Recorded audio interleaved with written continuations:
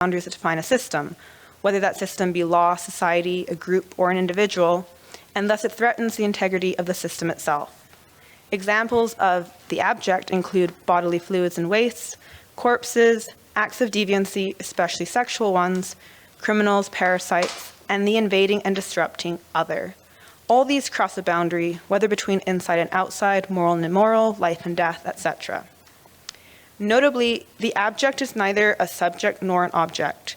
Instead, as another critic, Ria Arya, explicates in Objection Representation, the abject exists in between these two states, where it cannot be discretely separated from the subject, as an object would be able to, and where it lurks object-like but without becoming an object. Thus, the abject must be expelled in order to delimit and protect the subject's integral self.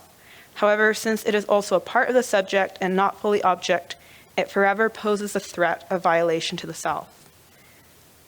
Many features of objection are present in the 2023 film Saltburn, which is written and directed by Emerald Fennell.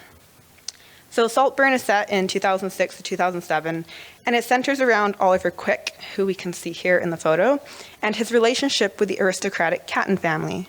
The film begins at Oxford, where Oliver meets Felix Catton, who invites him to spend the summer at Saltburn, his luxurious family estate.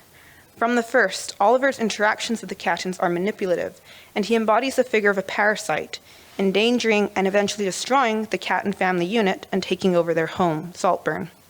Oliver inveigles himself into Felix's friendship and house by arousing Felix's pity via a fabricated, tragic backstory of his impoverished, traumatic childhood and parents dealing with substance abuse, all a lie. Obsessed with Felix and his family, Oliver preys on the Cattons, consuming their bodily fluids, resources, and ultimately their lives, as he both directly and indirectly causes various of their deaths. Oliver engages in transgressive sexual acts of monstrosity in relation to them, such as vampirism, when he consumes the menstrual blood of Felix's sister Venetia, and borderline necrophilia, when he humps the soil of Felix's grave. Through his monstrous consumption of the Cattons, Oliver unsettles boundaries, such as between the self and the other, the human and the monster, and poses a threat to the Catton family, thus overall embodying an abject figure. So we'll focus first on consumption as regards to sex in the film. One of the main examples of abject monstrosity in Saltburn is the sexual deviancy that Oliver exhibits throughout. One of the 3 key episodes which evoked disgust and shock in viewers, and which, after its release of the film, was widely discussed on the internet, especially in TikTok and Instagram reaction videos, is the bathtub scene. In this scene, a voyeuristic Oliver, as you can see in the bottom photo, watches Felix taking a bath and masturbating. After Felix has ejaculated into the bathwater and exited the room, Oliver then proceeds to drink the bathwater. As Arya points out, bodily fluids, especially other people's, represent danger because they are boundless and are seen to be carriers of dirt and infection. They remind us of our animality, the fact that we are decaying, and that once life has been taken away, our bodies will putrefy. For this reason, they, particularly sexual fluids, such as semen and menstrual blood, are the subject of taboos. Kristeva also writes that the abject confronts us on the one hand with those fragile states where man strays on the territories of animal. Hence, in the scene, not only is the bathwater already abject, as it contains the soil of a person's unclean body, but the addition of semen, along with Oliver's animal-like crouched position in the tub, as he slurps up the fast-draining water, further aggregate the objection in the scene. Not only do Oliver's acts trespass societal and cultural standards of normalcy, they verge on monstrous. When Oliver begins to finger Venetia during her period and she hesitates, informing him that it's not the right time of the month, he replies, "And is that something you think I'm worried about? It's lucky for you, I'm a vampire." His explicit self-comparison to this classic creature of horror establishes him outside the realm of normal and human, presenting him as a threat to sexual normativity. Through his sexual intercourse with Venetia, he poses a danger of contaminating the normal with the abject. Notably, after fingering her, he sucks her menstrual blood from his fingers, subsequently inserting his own fingers into her mouth and prompting her to similarly consume the blood. He then performs oral sex upon her, and later we see him in the bath with his mouth covered in her blood. Since sex functions as a form of unity between two bodies, Oliver's act of oral sex already disturbs the integrity of the boundary between the self and the other. Through the presence of period blood, the oral sex becomes abject, and by guiding Venetia to ingest it as well, he contaminates her, and she becomes complicit in the act of vampirism. Venetia's ready acquiescence to Oliver underscores the fragility of the distinction between human and vampire. The simultaneous desire and repulsion that Venetia feels for Oliver, as do other characters, illustrate the liminal space of conflict that abject monsters occupy. Jeffrey Jerome Cohen states, "The monstrous lurks somewhere in that ambiguous primal space between fear and attraction, close to the heart of what Kristeva calls objection." Members of the Catton family both seek to keep Oliver at a distance from themselves, while enjoying his closeness to them at times. Early in the film, when everyone is dressed in tuxedos for an event at Oxford, Felix's cousin Farley declares that Oliver is, quote, almost passing for a real human boy. Later, he tells him to catch a train to whatever creepy doll factory it is they make Olivers in. He denigrates Oliver, reducing him to a level of an inhuman created freak, firmly placing him outside the social group to which he and Felix and the rest of the Cattons belong. However, during Oliver's stay at Saltburn, Oliver enters Farley's room at night and begins to masturbate him. Despite Farley's surprise and confusion, he allows Oliver to continue, neither resisting nor calling for help. Their features are lost in the dark, and they form two similar silhouettes, their faces touching while their bodies are pressed close. Once again, the outsider, the monstrous other, is simultaneously something to be spurned or objected and seduced by. This is similarly seen in an episode after Felix's death, in which Oliver walks in on Venetia taking a bath. She accuses Oliver of outstaying his welcome and being, quote, a moth, telling him, "You've made your holes in everything. You'll eat us from the inside out." When she discovers that he is wearing Felix's aftershave in the scene, she calls him a fucking freak. "You ate him right up and you licked the fucking plate." Yet when Oliver moves closer and kisses her, she does not draw away. She even responds momentarily before stopping and crying. Despite her vehement rejection of him, when she emphatically asserts, "You have nothing to do with him, with us, with here," and essentially separates herself and the family from him, her actions belie her words and confirm the abject's, quote, inability to be eliminated. Ultimately, Oliver does indeed eat them out, metaphorically and colloquially.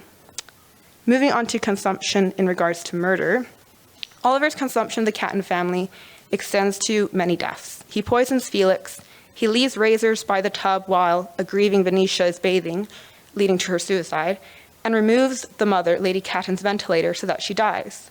Consequently, the audience witnesses a number of corpses on screen, which are, according to Kristeva, the utmost of objection. The corpse is death infecting life. It is the most sickening of wastes, a border that is encroached upon everything. As Arya further discusses, being neither human nor non-human, the corpse epitomizes the horror that objection gives rise to. Its ambiguous status and guaranteed putrefaction means that as living subjects, we need to escape from its treachery, which we do so in the form of appropriate funerary rituals, either by burial or cremation. However, within Saltburn, these defensive and protective rituals are threatened and corrupted by Oliver. He desecrates Felix's grave by removing his clothes and humping the mound of soil. This violating an abject penetration of the burial not only crosses the boundary between the living and the dead, but once again attacks the integrity of Felix's self through this act suggestive of necrophilia.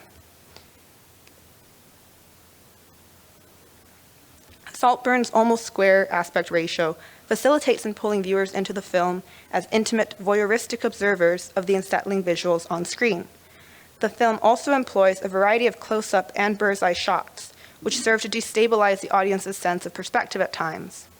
Significantly, these shots draw viewers into the abjection present in front of them, immersing them in disturbing and disorienting scenes via zoomed-in, somewhat claustrophobic shots.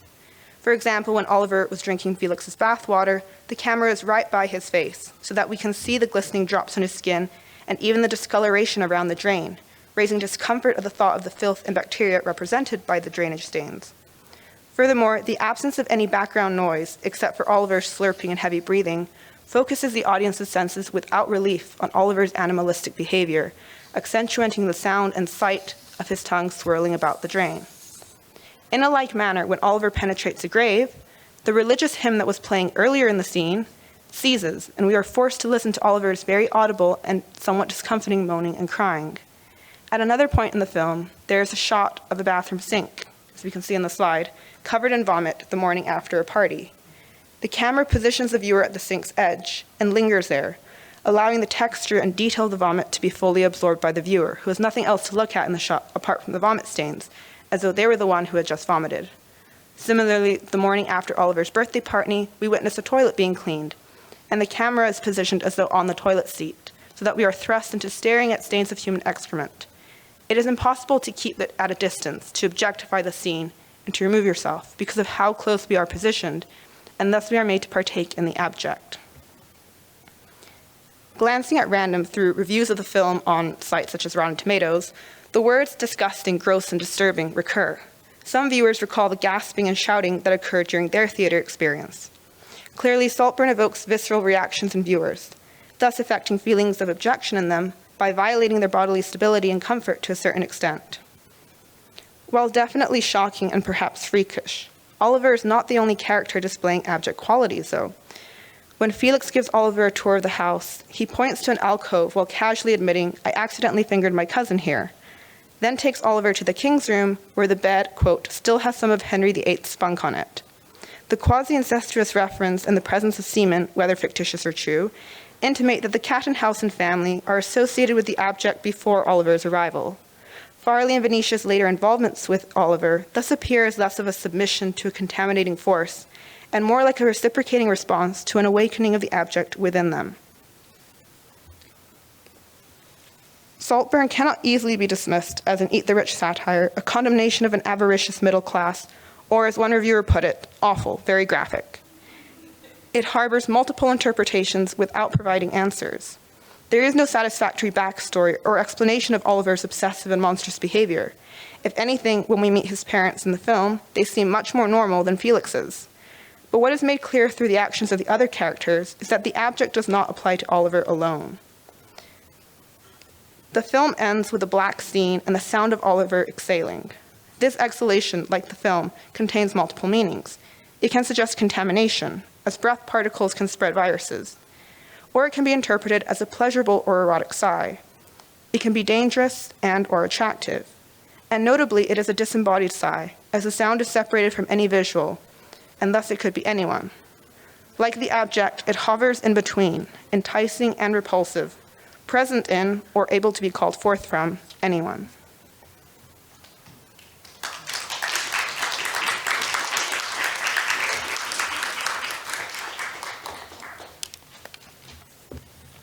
So, nice paper indeed.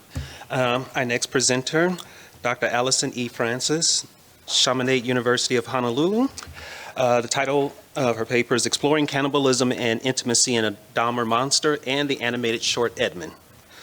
Dr. Francis, a professor of English, theater, and performing arts at Chaminade University at Honolulu, Hawaii, teaches and publishes on topics including Victorian literature, Scottish literature, theater and poetry, 19th century African American and Caribbean women's literature, voodoo in Haiti, and women's literature with a focus on science fiction and fantasy. She is also a poet and playwright. All right, between 1978 and 1991, one of the most celebrated and notorious serial killers, Jeffrey Dahmer, murdered and occasionally consumed his young black and brown male victims. According to Glass Entertainment Group, Dahmer supposedly said he chose to eat them because he wanted them to be part of him.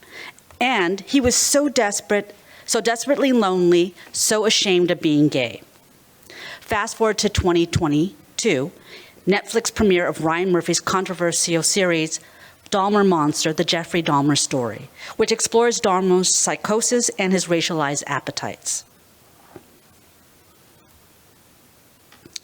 Uploaded in 2023, director-animator Nina Gantz created an award-winning animated short entitled Edmond, which uses stop-motion animation and features a sweet-looking, fuzzy protagonist.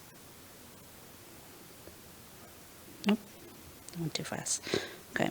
Using a series of flashbacks, viewers glimpse episodes in Edmond's life wherein he appears to devour the people and the things he loves. By the end of this compelling yet disturbing short, viewers are left wondering if Edmond has a monstrously cannibalistic appetite or if he has serious issues with intimacy. For this panel, I'm going to be examining how fictionalized depictions of modern-day cannibalism in Ryan Murphy's Netflix series Dahmer-Monster and Nina Gantz's animated short Edmond unexpectedly glorify and to some extent excuse the protagonist's failure to socialize within acceptable parameters of civil society, which feeds the media's public's morbid fascination with the profound and the monstrous. Although I will outline the moral and ethical ramifications of these controversial figures, both real and imagined, my intention is to explore how the fictionalized accounts of cannibalism offer audience a safe, albeit salacious space to face our monsters, and how this shows us a somewhat flawed lens through which to view intimacy. We'll start with Ryan Murphy.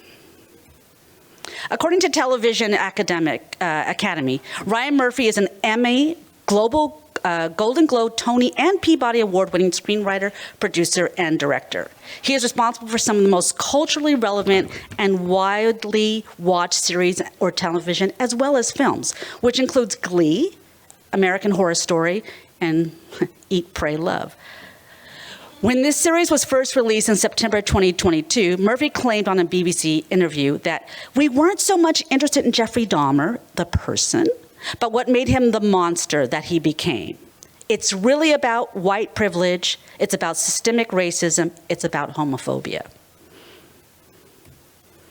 Now, Nina Gans is a Dutch animation director whose first stop-motion animated short, Edmond, was a graduate project for the National Film and Television School in 2015.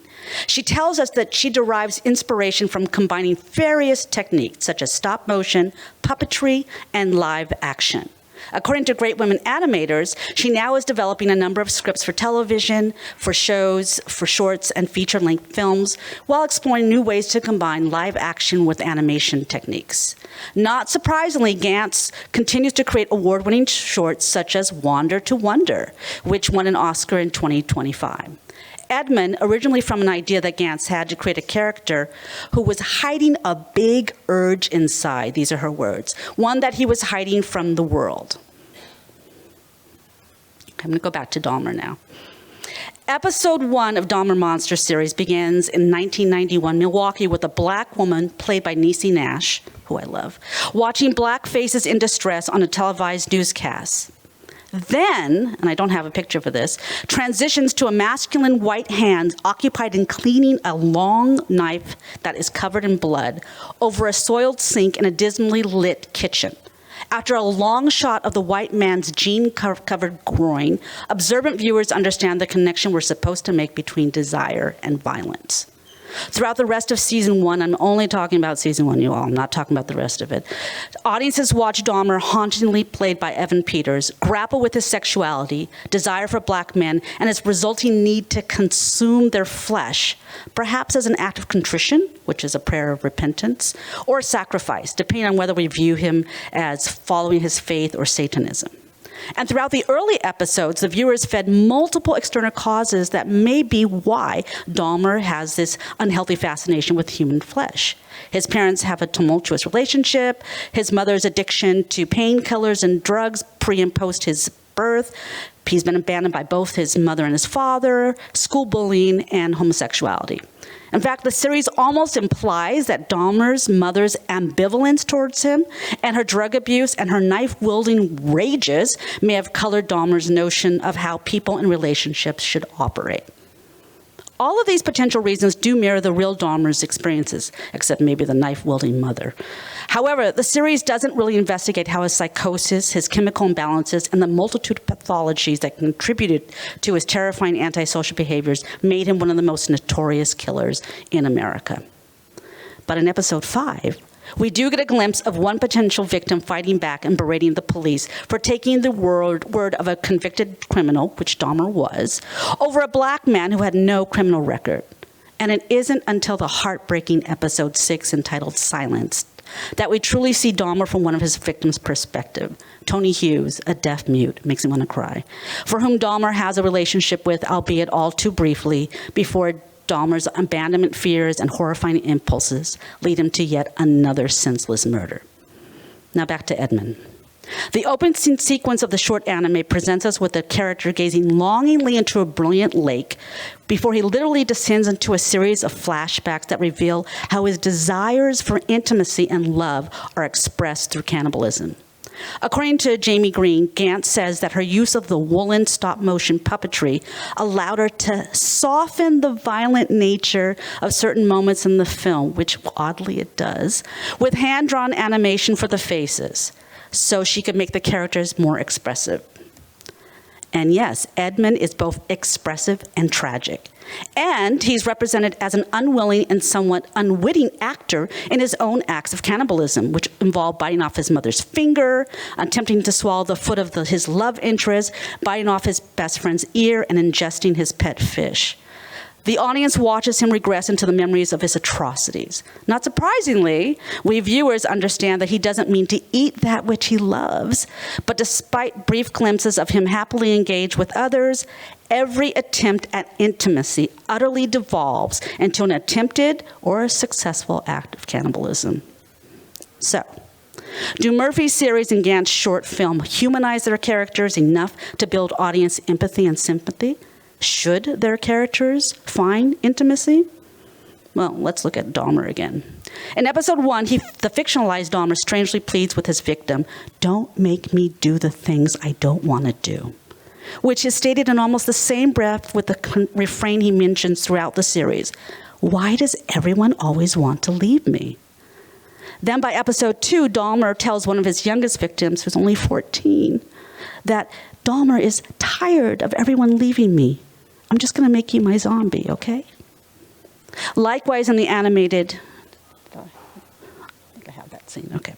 Likewise, the animated Edmond, who never speaks, although in one scene he does sing a song, evokes expressions of dismay and upset when he begins to realize his consumption of people and pets must mean he has to live in isolation, if he should live at all.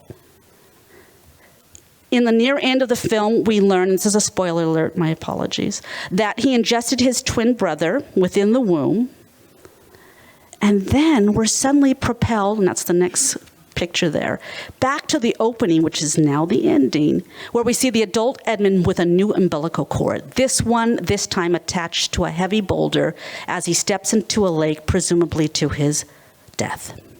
On a very basic level, the boundaries between intimacy and acceptance were blurred and compounded by Dahmer's and Edmond's inability to comprehend social mores, to establish normative, healthy relationships. Clearly, in both of these fictional accounts, the characters crave love and acceptance, but they know they fail horribly at both. Therefore, the fictionalized Dahmer and Edmond engage in vorophilia, or sexual cannibalism, which we're going to hear a lot during this conference, I think, this festival. A psychosexual disorder characterized by the erotic desire to be consumed by or personally consume another human being's flesh. So why, we have to ask this, is cannibalism the primary pathway to intimacy for these characters? According to Dr. Debbie Schumann-Kaufman, most cannibals are extreme loners, not a surprise. They do not have friends, and they are bitter about it. Killing and eating a victim ensures that the offender is never alone. He's never the victim at all. I'm sorry, because he always has the victim with him at all times. They can never leave. This helps the cannibal retain a sense of control over his life, or hers, or theirs.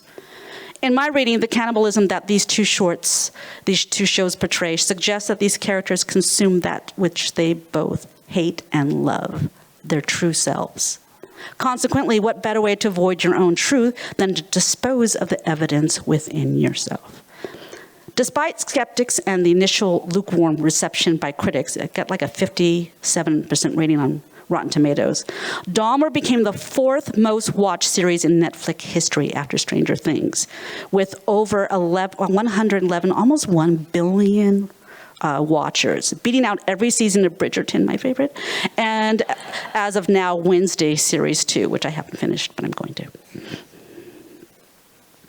Originally, Murphy's show was billed as a limited series, but thanks to audience approval, this show has become an anthology series on Netflix that features other monsters, including the Lyle and Eric Menendez brothers for season 2, and that had 19 million views its first week. And then the current season is Eric Gain, and that's the 1950s serial killer that reached 12.2 million views the first week. It opened in October. We really like our monsters. Not surprising, the animated short Edmond received a BAFTA and a BIFA, which means a British Independent Film Award, and a Sundance Film Festival Awards in 2016. In addition, its creator, Gantz, has been praised, rightfully so, for her visionary work at numerous international festivals, and she gained 38 awards for Edmond alone. So, Why have these two show pieces on cannibalism, one a fictionalized account of a real-life serial killer, and the other an animated short account of a fictionalized socially inept man, incurred viewer approval as well as international and national accolades? What unvoiced craving does this type of dark, unbridled desire awaken in us, the audience? Lastly, are thirsty audiences safely enjoying low entertainment at the expense of exploiting victims of cannibalistic violence? Or is the general public receiving an education in socially unacceptable behaviors? I think it would be inauthentic for us not to acknowledge that actual victims and their traumas are sometimes exploited in docudramas like these, true-life crime stories, and reenactments. However, some crime experts like Tyrone Kitchergas argue there is often a complex psychological and psychiatric explanation that perhaps may not have been fully understood and appreciated at the time, which these films and these reenactments provide. So when we watch shows like Dahmer-Monster or Edmond, when we see and know how the good, the bad, and the ugly operate, we viewers might be empowered to make better choices and therefore reduce the number of future victims. Therefore, to ignore the monsters among us, in my mind, seems more dangerous than to climb into the lion's mouth without being armed. So, to conclude, at the end of the day, my work here is not to judge or critique or control controversial and disturbing content on streaming platforms. In fact, I was raised on grim fairy tales and Hollywood monsters, where we have forest witches eating and sometimes consuming and seducing lost children and errant folk. Therefore, I heed the warning to beware of strangers, and I hope my children do too. And to investigate things that go bump in the night with a heavy bat in hand. Yes, I do have a bat. And my mobile phone in live video and transmission mode. However, I do believe that we, as the viewing public who watch these shows like Dahmer-Monster and Edmond, have an obligation to investigate our individual psyches, to understand what benefits we receive when we consume monstrous content. Titillation, exhilaration, regret, relief, sorrow. Whatever your core interests, please do not forget the victims. In conclusion, I believe that we should recognize first and foremost that we are engaged in entertainment when we watch these shows. They are works of fiction, not history, not undisputed facts. Education and research should therefore be a necessary quest. Of course, I'm going to say that I'm a professor. That we each embark upon to untangle truth from fiction and facts from fantasy. To ensure that we have a firm footing in reality after we enjoy becoming temporarily lost in the world of streaming monsters. Thank you. 2 for 2. We're on a good roll. Our next presenter, Sara Sotelo, University of California, Santa Barbara, is a second-year MA candidate in Theater, Dance, and Performance Studies, studying monsters and pop culture. She received her BA in History and her BA in Education from the University of California, Santa Cruz in 2023. She has been a dramaturg for about 5 years, working on productions such as The Curious Incident of the Dog in the Nighttime, by Simon Stephens, and That Drive Through Monterey by Matthew Paul Olmos. Title of Sarah's paper is Cannibal AI from Monster to Comedian. Oh, I'm sorry. Oh, there's Carl too, because they have them separated differently. So we have Carl Erez, independent scholar, who's also presenting on the same paper. He is independent interdisciplinary scholar whose research lies at the intersection of performance, game design, and social technologies. He earned his MFA from the University of California, Santa Cruz's Digital Arts and New Media program. His other principal work is a sound and media designer and technician. I think I got everybody this time. All right. So, Carl and Sara. Okay. So, in our presentation, Sara and I will argue that modern large language model AIs, or LLMs for short, such as OpenAI's ChatGPT, Google's Gemini, Anthropic's Claude, or Twitter's Grok, are cannibals of human culture, and with how they exist at present, they are monstrous. However, we will also argue that the monstrous state in which LLMs exist is not innate, and will propose some ways in which their cannibalism could be turned to more benign ends. So, LLMs at present are a cannibal monster feeding on the cultural body from which they are formed. They are currently positioning themselves to supplant traditional networks of knowledge creation and in the process devalue those who built that cultural body in the first place. While our analysis does not require a deep understanding of these technologies and the minutiae of their internal structures, it is useful to know some of the building blocks. When raising your new LLM, you're going to need to feed it a lot of food because it's going to be very, very hungry. You're probably going to want some labeled data, something that you clearly tell it what it is, such as, this image is a specific type of food. And then lots and lots of unlabeled data so that it can build its own understanding of the relationships between different data points on. When asked a question, it will look at those relationships and determine the most likely answer based on all of that data. You can think of it as a highly sophisticated and fine-tuned version of the predictive text software that a lot of modern smartphone keyboards have innately. The data that is fed into the LLM determines what kinds of questions it can statistically predict the answer to. I forgot that I adjusted my slides. For example, if you feed it millions of examples of human cells, it can predict if a recorded cell is likely to be healthy or cancerous. The LLMs that have gotten the most attention in the news have been trained for natural language processing, and so are fed lots of natural language. That is, books, poetry, blog posts, conference proceedings. As many of the companies making them are based in Silicon Valley, they tended to follow the move fast and break things ethos in gathering this data, namely lots of theft. Anthropic pirated millions of books, as did many of their competitors in Meta, OpenAI, and Microsoft, to name a few.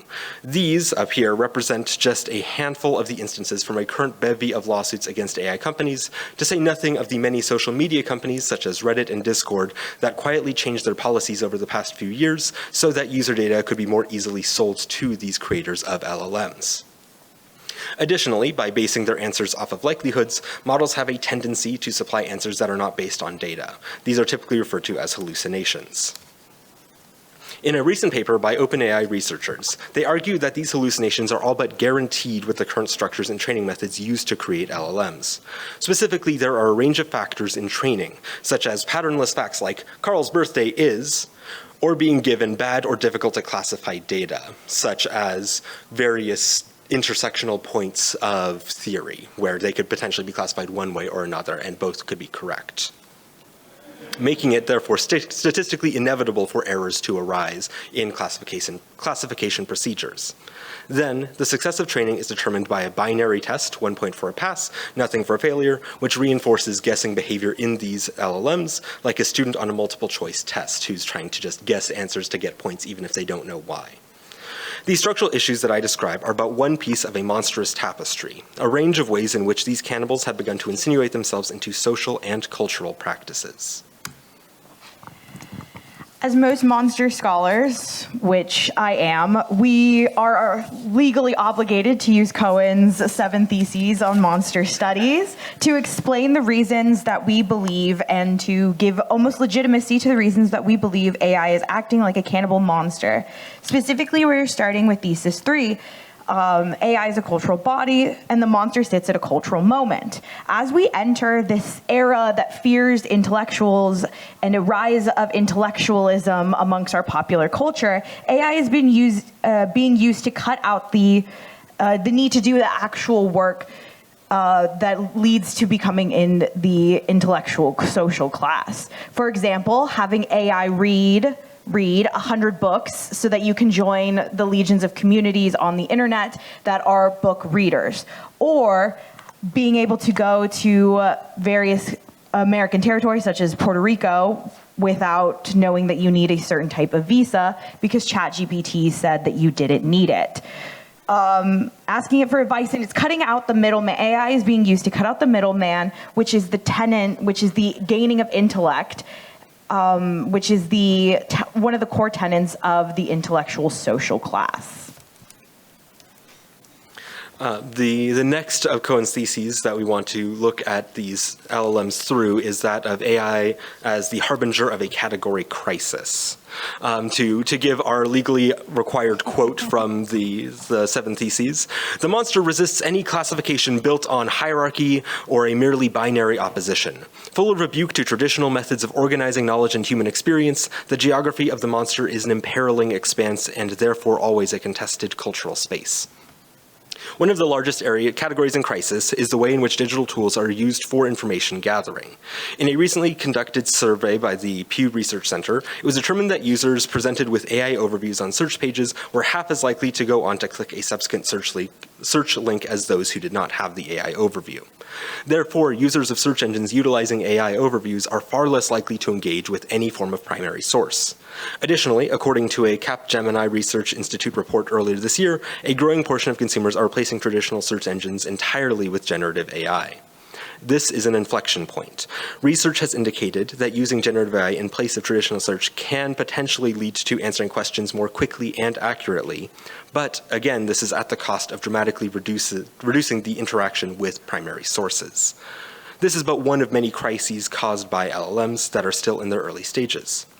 In the academic world, students are using these tools to complete assignments, professors are being recommended these tools as the solution to grading, and a growing number of conference submissions cite using them as a part of the writing of the paper in question. In the personal sphere, a growing number of youths, as many as 19% according to one report, have had romantic experiences with an AI, or as a friend or companion, upwards of 42% according to that same report. There are also the stories in the news of individuals using these tools as a therapist, some ultimately leading to harm or death. And this is to say nothing of how paths for corporate advancement are disappearing as entry-level and managerial tasks are moved from employees to LLMs. How these crises will ultimately resolve is still to be determined, but LLMs have forced new questions of how we will and how we should engage with technologies in our day-to-day lives. AI as desire.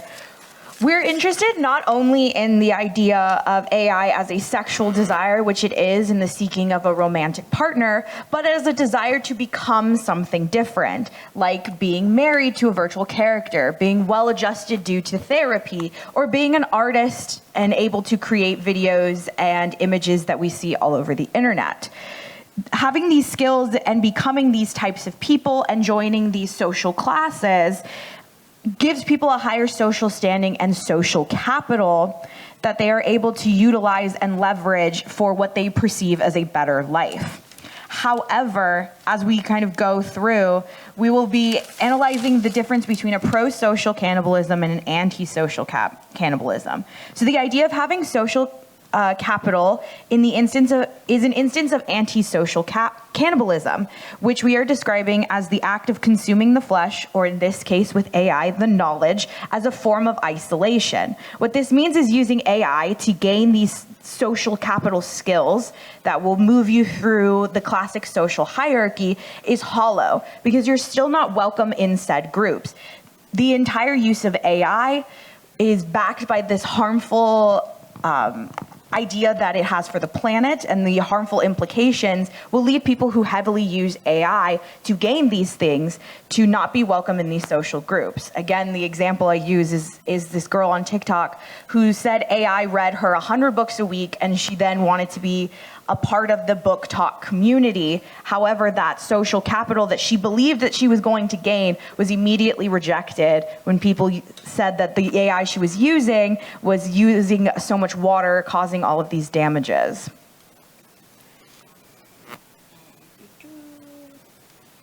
The pro-social cannibalism that we describe is the cannibalistic actions used as a catalyst for promoting group cohesion.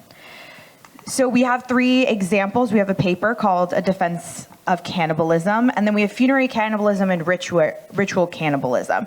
Funerary cannibalism is used in a pro-social way, like many indigenous funerary practices, written in P. Sanday's novel, Divine Hunger. It's not a novel, it's a nonfiction book. It is outdated for various reasons, but it does provide a good example of the numerous cultures throughout the world that use funerary cannibal practices to fully heal and process the death of their community members. We also talk about ritual cannibalism, such as the Christian transubstantiation, say that word 5 times fast, which is also communion. So if we went to the keynote speaker from yesterday, David Livingstone Smith, we learned that Christian or Catholic communion the communion wafer itself is literally the body of Christ. Every Mass you attend, which as a good Christian or Catholic should, is every Sunday. Every Sunday you are consuming the literal flesh and blood of Jesus Christ. Not taking or taking of communion and the Eucharist is a very social act. There are social implications for not taking communion, and there are social implications for taking communion within the Catholic community. It is the thing that binds truly what the Catholic community believes about each other. Even the social implication of not taking communion has ramifications that will ripple throughout your family within that community. And then that third source, Defense of Cannibalism, is an article by J. Jeremy Wisniewski that argues that the act of eating a corpse of your own species is not inherently immoral. In his paper, he presents 7 common arguments against cannibalism, classifying that, things such as it causing harm to those who wish to preserve the corpse, that eating a corpse is disrespectful to the human it used to be, and that the body is inherently sacred. He argues that these arguments are only opposed to cannibalism inasmuch as cannibalism is a violation of social contracts. If the person to be cannibalized consents to that use of their corpse, or the flesh otherwise needs to be removed, then these arguments begin to fall apart. For a real-life example, we can look to a 2018 report from Vice News where they interviewed a man who lost one of his legs in a motorcycle accident and then proceeded to preserve that leg and turn it into a barbecue with a number of his close friends as a part of the healing process. A very non-traditional instance of cannibalism, but one that served to help healing and help bring a small community of friends together. This pro and antisocial cannibalism dichotomy is not two distinct sections. They blur as we view cannibalisms in pop culture do. They become evil even if they are pro-social. They become good even if they are antisocial. These aspects of AI, there are aspects of AI that we are currently seeing as we move through this AI area of pop culture that build to a pro-social cannibalism, like email summaries that allow people to be on the same level of information in order to foster collaboration in corporate workplaces.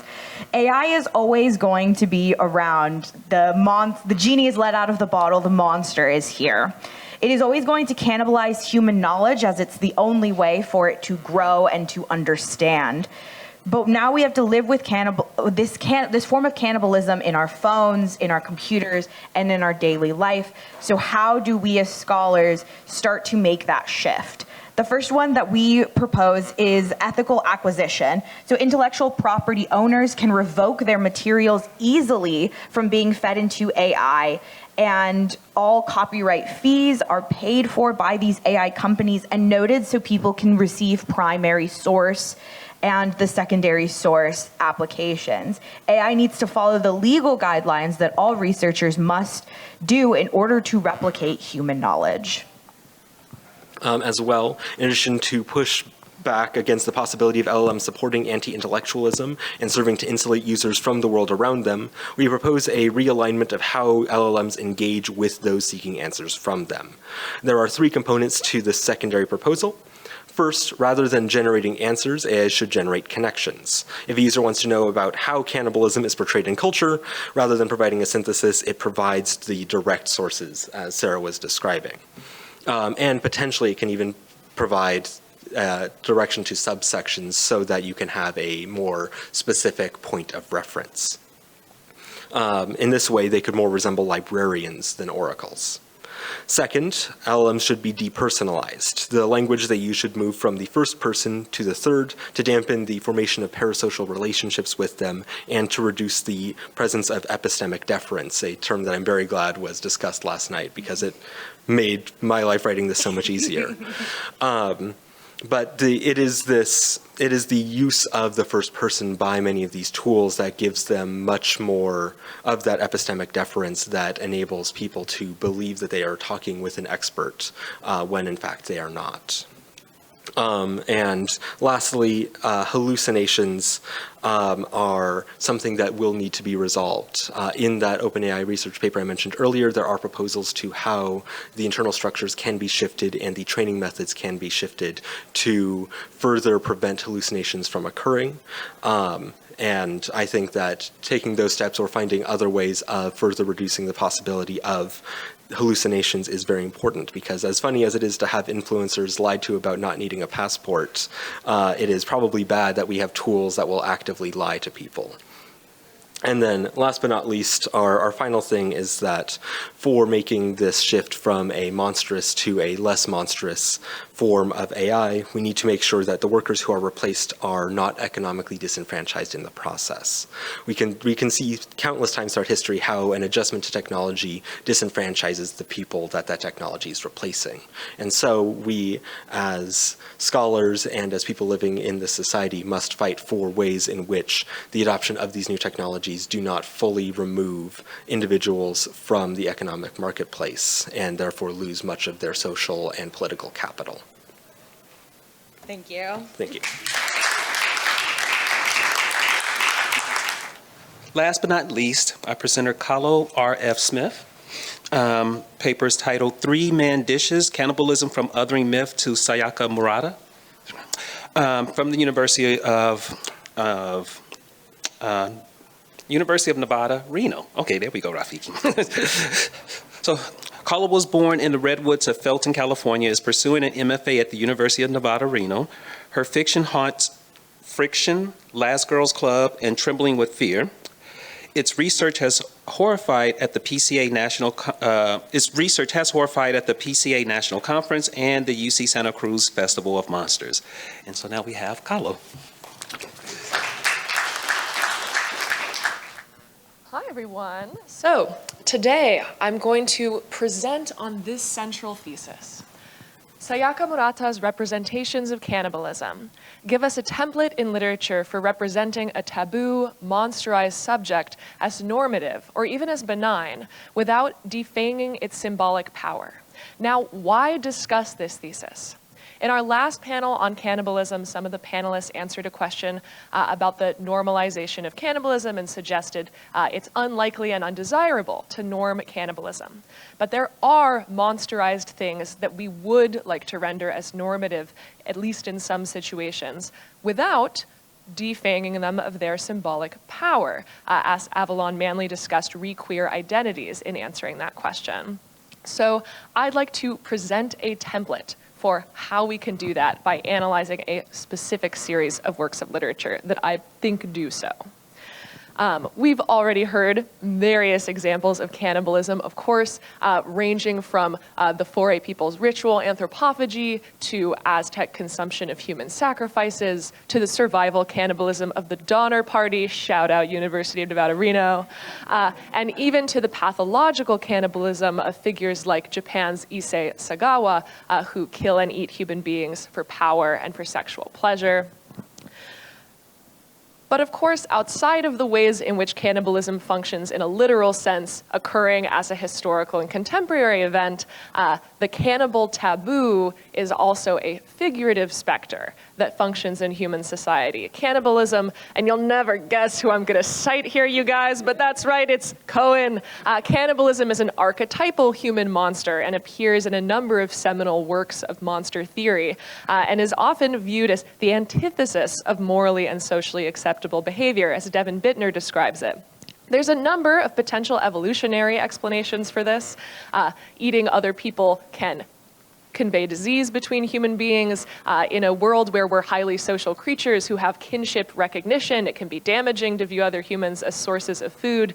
But there's also a sense of epistemological vertigo, to borrow Weinstock's term, that comes up when we mix the living human and the dead human, realms which Tony Milligan says belong apart through the consumption of human flesh by a living person.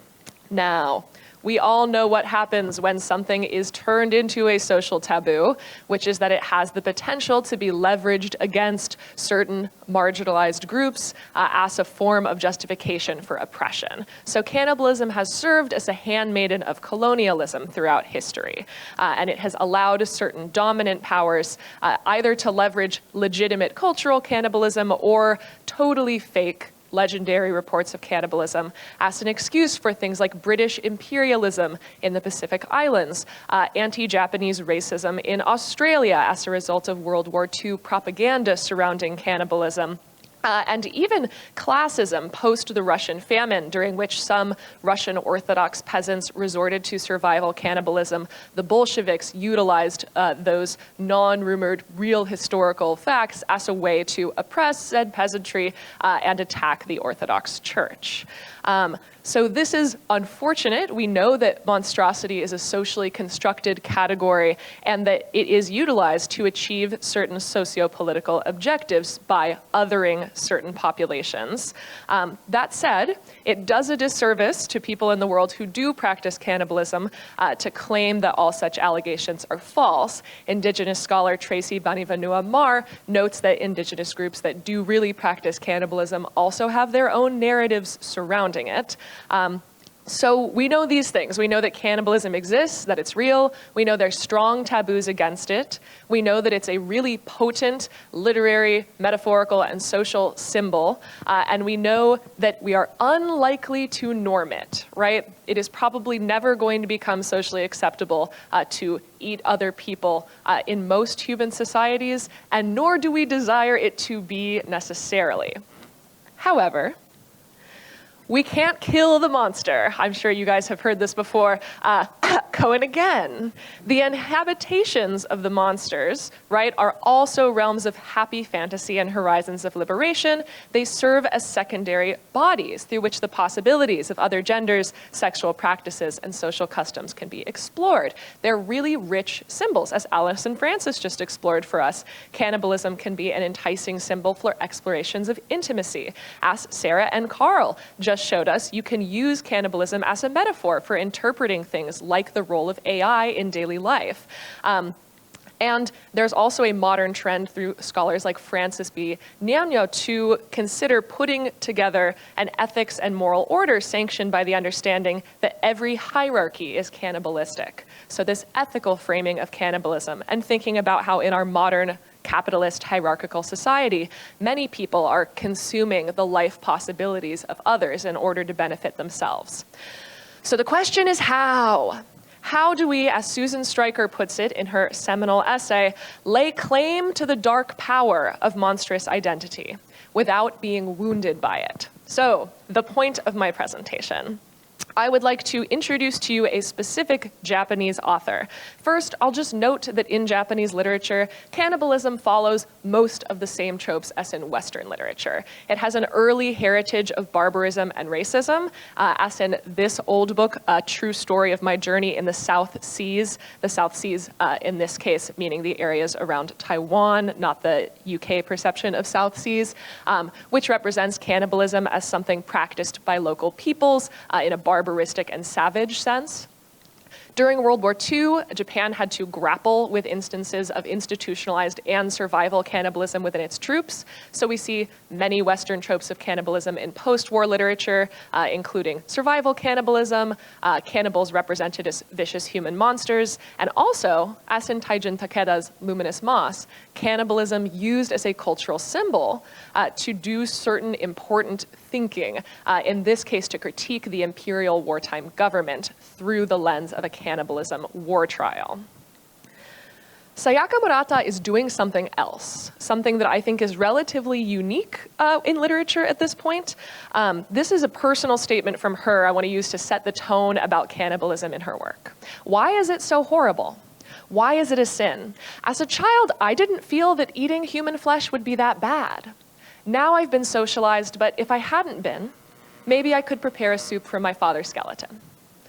So she recognizes that cannibalism is a socially constructed taboo, and it's one that she's interested in questioning, in looking at why it's taboo and what it might look like to live in a world where it wasn't represented that way.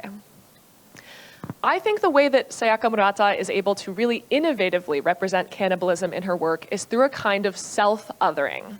Murata represents herself as an other, right? This is her specifically describing herself, and she says that she feels normal for her is something that doesn't come from within ourselves. It's the self that believes what society is telling us. She represents this very explicitly in her work. These are quotes from two of the stories I'm going to explore. A first-rate material is a story about a world in which human bodies after death are used as material. They're made into furniture, into jackets, and in the case of the central case study of a first-rate material, into wedding veils. The story follows a narrator, a woman who really supports this practice and believes in the utility of utilizing human corpses, and her fiancé, who is firmly opposed to the practice on ick-out grounds until he witnesses the veil made of his father's skin and rethinks his position. And this is a quote from him: "I really don't know what to think anymore. Until this morning, I was confident about how to use words like barbaric and moved, but now it all feels so groundless." In Life Ceremony, we have a far future alternate world in which after death, human beings are consumed by all of their loved ones in sort of a feast, and then that energy is used to procreate and to increase the human population. And here we have a character, the narrator, noting instinct doesn't exist. Morals don't exist. They were just fake sensibilities that came from a world that was constantly transforming. So the way that Sayaka Murata is able to innovatively represent the other is that she identifies herself as author or through the voice of narrator with the role of the other, bringing the reader into complicity with her, and then creates this inversion. She represents these alternative universes or timelines or situations where these non-normative things like cannibalism become normed or even positive. And let's dive into that. What are the joys of cannibalism when it comes to Murata's writing? Well, Sayaka Murata represents cannibalism, firstly, as something that is normative in the situations she's writing about, many of which are far future or alternative universe. Here's a quote: "As things are now, Yamamoto," the narrator's coworker, "is delicious. And we are normal to think so, even if people in 100 years' time think we're mad." She also represents it as communal. She has a strong preoccupation in her work with community and with people bringing together. And the incorporation of living human into dead human and vice versa here is not presented as creating vertigo, but instead as something in which people who had loved Yamamoto were eating him, using his life force to create new life. The life ceremony was actually a wonderful ritual. She represents it as something that is just useful, something that is common sense. I would always feel that I too was a material, that I would continue to be put to practical use after I died. This was a marvelous and noble process, true both of the human bodies used as materials like furnishings and being eaten post-death. She takes it a step further in her novel Earthlings, a difficult text in which we follow the narrator as she's repeatedly assaulted by a teacher in her youth, losing most of her senses, including her sense of taste, and then goes on to murder said assaulter. In her adulthood, she sort of flees from society with two compatriots to recreate the Popin-Popobian alien society that she has always felt she truly belongs to. And this is her first experience in that Popobian society of eating human flesh after she is pursued by the parents of her once abuser who have discovered her crime and attempt to kill her, but are themselves killed and consumed. I thought my mouth would never recover as long as I lived, but now it was my own again. Ecstatically, I munched on the earthling. I felt as though I was eating for the first time in 23 years. She represents it as joyful. At Yamamoto's life ceremony, just as he had hoped, everyone was smiling. And finally, but certainly not least, she is not afraid to go so far as representing cannibalism as simply delicious. This is a brief, relatively nondescript excerpt from her extremely long treatise on the delectable flavor, texture, and menu pairings of human flesh and life ceremony. The mellow yet full flavor of the meat, stronger than beef or pork, but not as gamey as wild boar. And the title of my presentation, Three-Man Dishes, comes from the way that they prepare earthling in Earthlings, which is by making three-man dishes, including a stew and a hot pot. Now, I don't want to argue that Sayaka Murata is simply presenting cannibalism as good, and that's her innovation, right? What Sayaka Murata is able to do is to represent cannibalism as normative or as benign in certain situations while maintaining an audience's awareness of their horror and their non-normative status. What this looks like in the stories in the Life Ceremony collection, so First Rate Material and Life Ceremony, is much like what it looks like in two of her other novels, Birth, Murder, and Dwindling Worlds. She often is writing in alternative timelines or in alternative parallel universes. So she's working in a space in which these things are normative or benign, but they're not our space. She's not claiming that our world has these things, nor is she necessarily suggesting that they should. She takes it even further in Earthlings, and I've also included a quote hinting towards this in Life Ceremony, where initially, before she comes around on cannibalism, the narrator says humans had begun to resemble cockroaches in their habits. Earthlings is one of her novels that steps much closer to lived human reality, not so close as Convenience Store Woman, her breakout hit, but it's much more recognizable as modern human society, and so the reader is able to take a step back and to view the horror of the murder and cannibalism occurring on page, even when the narrator and her companions view it as positive. So here's a quote after they discuss whether it is like utile and safe to eat the human they've killed. I guess so. I nodded, but in the back of my mind was the thought that if we did this, we would lose any chance of ever being accepted into the Earthling fold again. So, what I feel that Sayaka Murata is able to do by identifying the reader with the other through her characters is to represent cannibalism as something that is positive, liberatory, utile, and normative. But by maintaining an awareness of how these behaviors are non-normative and even harmful or disgusting in the lived experiences of her readers, she does not sanitize these examples. She refuses to defang the monster, but only represents it in a mirror of what it might look like if the monster could be perceived by others as having no fangs.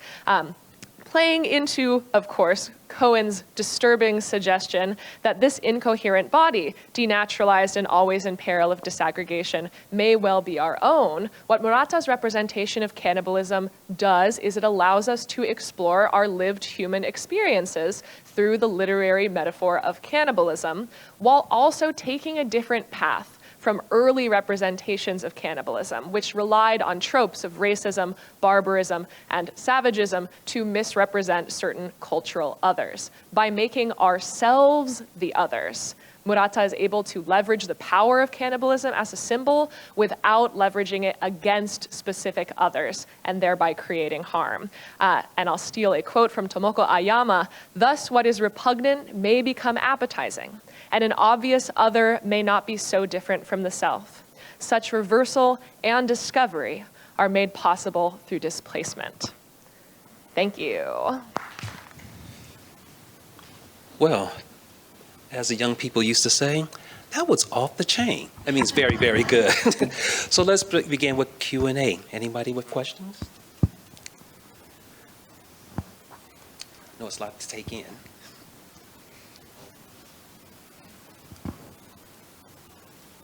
Oh, we have one more.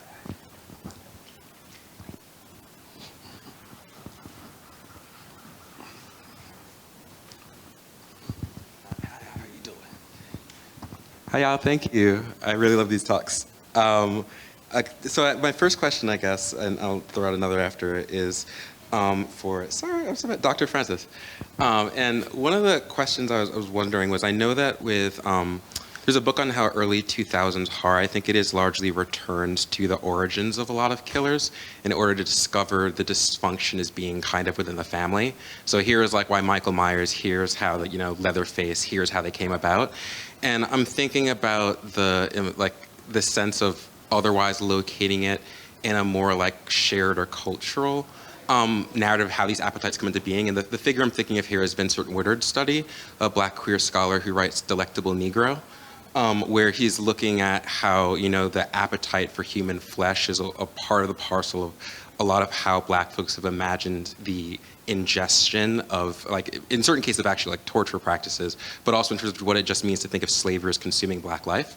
And so I'm just thinking about, is there a sense of importance or thinking about like something outside of the home in this TV show, and Ryan Murphy's one, I haven't watched it, that makes it more grounded in a shared culture as opposed to like an individual household dysfunction? I'll pause there. Thank you. That's a great question.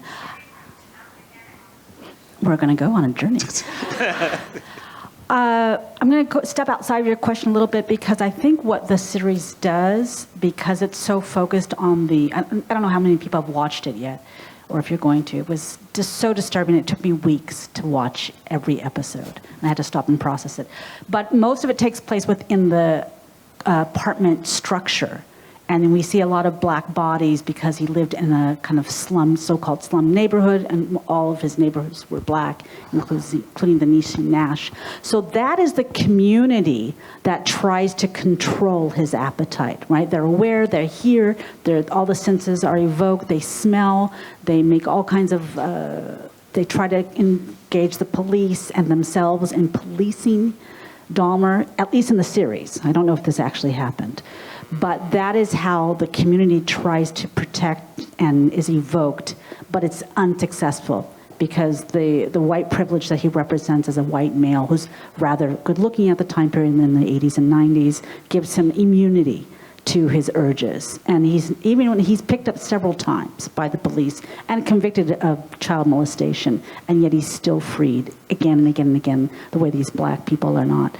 So that communal feel is not quite there, except later on. I don't want to give away too much in case someone wants to enjoy this series on their own. But there is a moment in later episodes where his father has to grapple with whatever urges he thinks he might have also had that could have contributed to his son's kind of antisocial behavior. So I don't know if I really answered your question, but I am intrigued by the way in which it's organized around the apartment building and the attempts at the Black community to protect their own and their failures in that as well.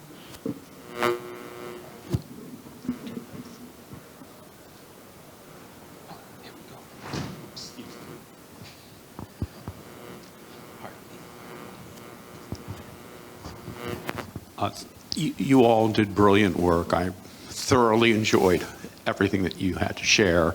My question is the notion of our physical and mental being, because you address both AI as an extension of our minds, and of course you're talking about the physical body.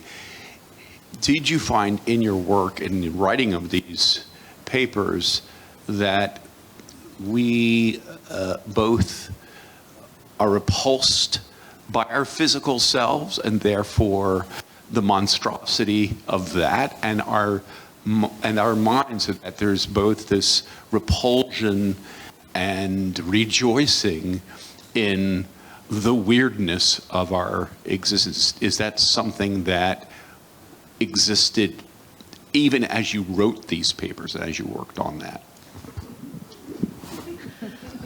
This is a really interesting question, because a lot of Sayaka Murata's work actually is about the repulsion of the human form. There's a number of short stories, even in that collection, where like the body is represented as something that is like undesirable, or that through transformation into like a communal organism, it can be made palatable.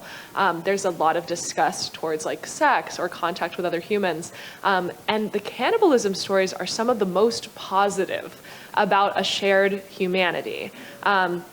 We had to skip over for time, but initially I was interested in Tony Milligan's consideration of Tokyo Ghoul and how cannibalism is used there to represent some like questions about shared humanity. So certainly I think I felt like the mingled gross out and titillation the first time that I read these stories, the interest of like considering what the real value of a human body is and what it represents. But where I think some like modern literature trends become a little more unique and divergent is in this idea that actually in some ways through like the nourishment of consuming a person, like we just saw from a great presentation in the panel before this about Hannibal and about Interview with the Vampire, the TV shows.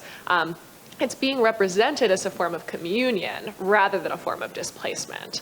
So there's ways in which wanting to consume an other can make us like more in love with our own bodies ourselves. So it's an interesting question.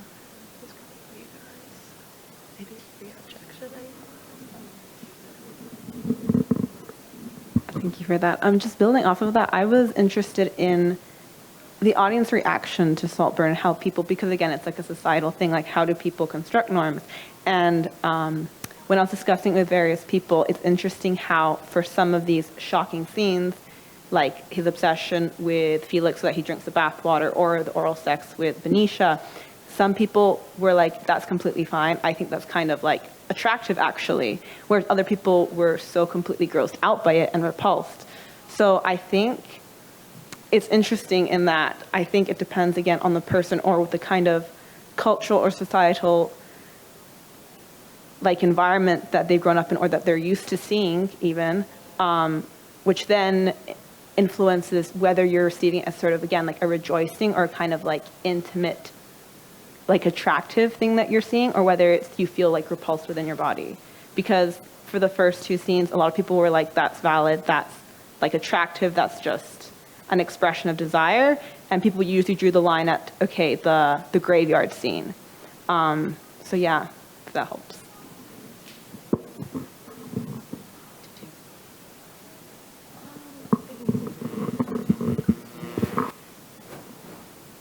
I think in our work, it was less of a repulsion of the human body and more of a desperation to belong in some facet of society. I think that, you know, the desperation to be well-adjusted, to be married, to be creative is not a repulsion of the self, but a believing that you can be more than what you currently are. And there were these things that like popular culture has deemed innate, right? You're either a good artist or you're not. You know, you're neurodivergent, you're neurotypical, but a desperation to be something with an obstacle is there. And then with AI, that obstacle is reduced. So it's less of a repulsion and more of a belief that I can be better. There was just something blocking it. And that thing now is gone because of AI, and now I can be in these places that I believed I was. And that is all through kind of the unethical consumption of AI itself.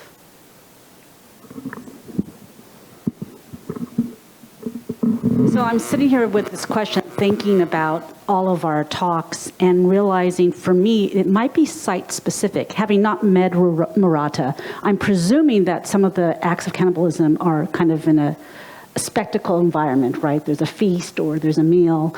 But when I think about Saltburn or the Dahmer series, we have these site-specific moments which are in kitchens and bathrooms, which are in a lot of ways safe spaces for the human body, private spaces for us to void and to kind of clean up or build community or void, and yet they're being desecrated by acts of violence and cannibalism. So I'm wondering, and I'm thinking about AI as well, this becomes site-specific. If it's done in a praiseworthy space or a celebratory space, maybe there's a way like this eating the leg of the motorcyclist with your friends at a barbecue becomes the type of celebratory life force moment. What was it called? The celebrations? The life ceremonies. Yet when we see bodies being cut up or blood in a kitchen sink, or we see blood and feces and vomit in a toilet, we're not in spaces that are safe any longer. So I think cannibalism is very nuanced in that way, especially the way we're looking at it in this festival.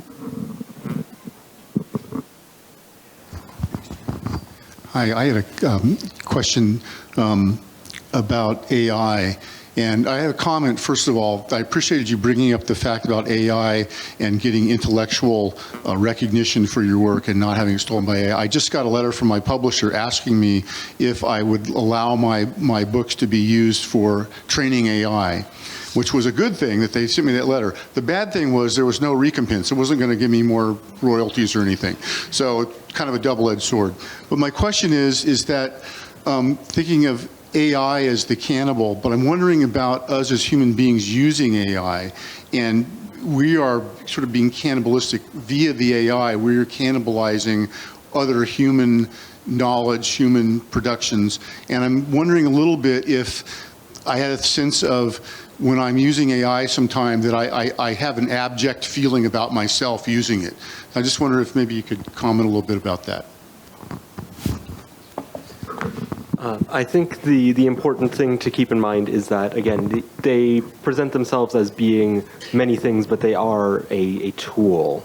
And there are times and places for tools, but you also have to understand what those are and make sure that you are not using a tool that could potentially cause more harm when you have other options. So, building a brand new coal power plant when you have a more renewable resource options might be a negative thing, and so you have to look, if you are using AI for, let's say one of the art generators, there are uses that I can potentially see. I've seen people use, if you are just trying to get a quick mock-up of something, it's not as harmful, but it is still a tool that has been made off of the hard work of other people, and so you have to understand that it is something that, a placeholder that no one else is going to see is something that is much more acceptable to use something like that than something that you're going to be putting in front of a lot of people, where you could instead be using the work of people who have trained and done that work, or even yourself, and just, I think that people frequently are like, oh, I'm not an artist. I haven't spent the thousands of hours, making drawings, so it doesn't hold up to my aesthetic expectations for a professional artist. But frequently, that is not necessarily a requirement for many instances in which people are using art. That is my initial thought, is that there are sources from which one might feel abject, and I think it's important to engage with those to understand, is this a valid feeling of abjectness where I potentially should not be using this tool in this way?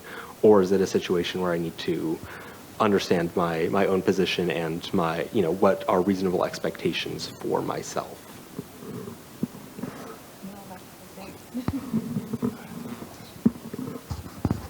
This is addressed to the entire panel, but do you feel that there are significant distinctions between, say, I think a lot of us can give the Donner Party a pass because they were doing it to survive, and most of the people had already died. I guess there was one case of murder in the Donner Party, versus, say, somebody like Jeffrey Dahmer, who's specifically killing people so he can consume them. But in the same time, from what I understand, I haven't seen the series or done a lot of research on Jeffrey himself, but I'm guessing that there was a psychosexual component to the eating. It wasn't like he was just saving on his food bill or anything like that.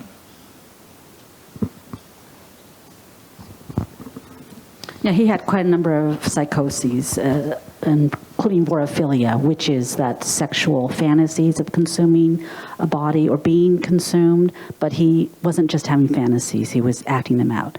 And at least, and again, I'm talking purely from the series, even though I did do research on him and read the forensic report by 15 forensic experts that went through his room and found the 17 bodies, body parts, skulls.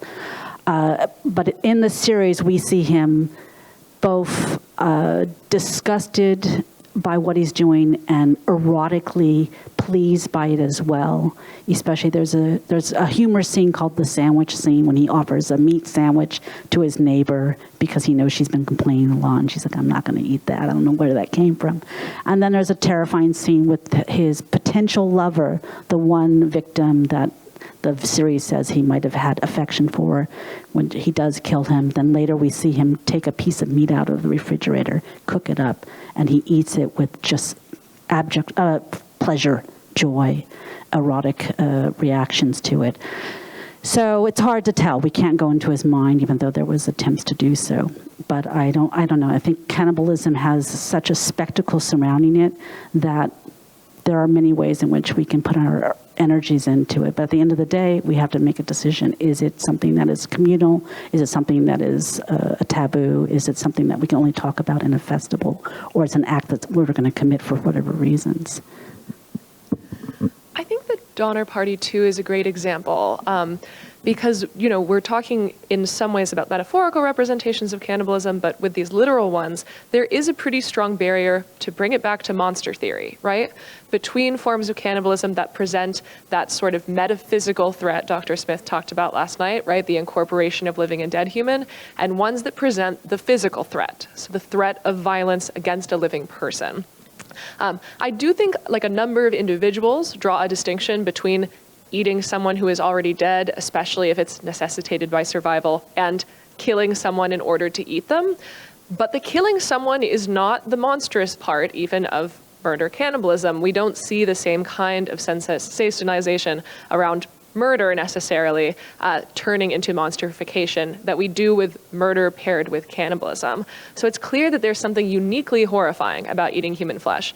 And many members of the Donner Party were socially ostracized and experienced lifelong ramifications for their survival cannibalism, even if they did not engage in killing people for meat.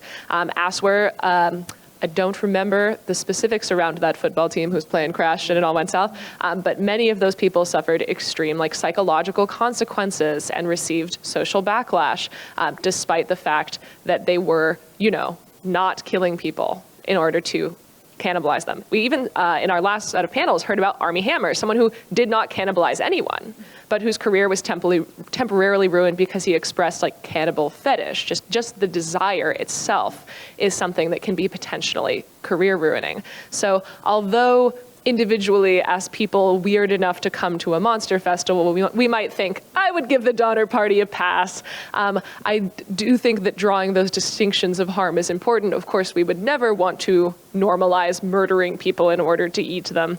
But I think that the fundamental distinction does not apply when it comes to the cannibalism in those aspects. I think it is still regarded as monstrous, even if there is a compelling reason, like survival cannibalism, to engage in it.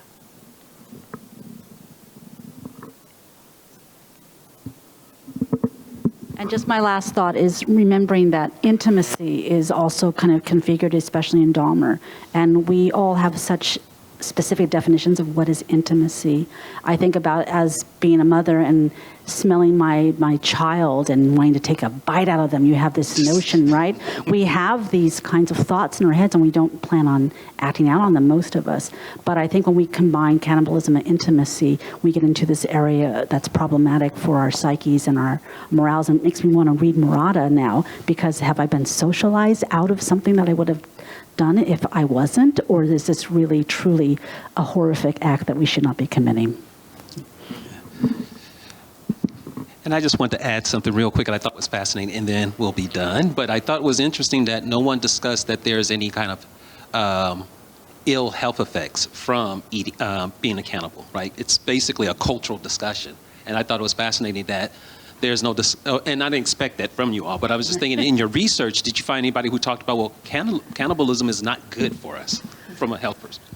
Health disclaimer, you guys. If you ever have the opportunity to eat human flesh, it is generally not a great idea. There are a number of ways in which it probably is safe. If your own leg is cut off, that guy probably did not get a disease from it. But on my slide, I put up the Foray people of Papua New Guinea, and they are famous for contracting as a community in unprecedented numbers kuru, or a prion disease, a degenerative brain disease that can occur if you eat, from the heads of humans who have such a prion disease. It's like mad cow disease, but transmitted between humans. So one of the potential evolutionary reasons we do not eat each other is that eating a dead body means there's a possibility of contracting the disease that the body died from, and the improper meat storage that occurs around funerals means if any of you are planning to engage in ethical cannibalism, please don't tell us, don't incriminate us, but please make sure that you are not eating from an illness-deceased human body and that you are doing so safely. We would hate for you guys to get a prion disease just because you were so interested in our discussions of AI, literature, television, and abjection.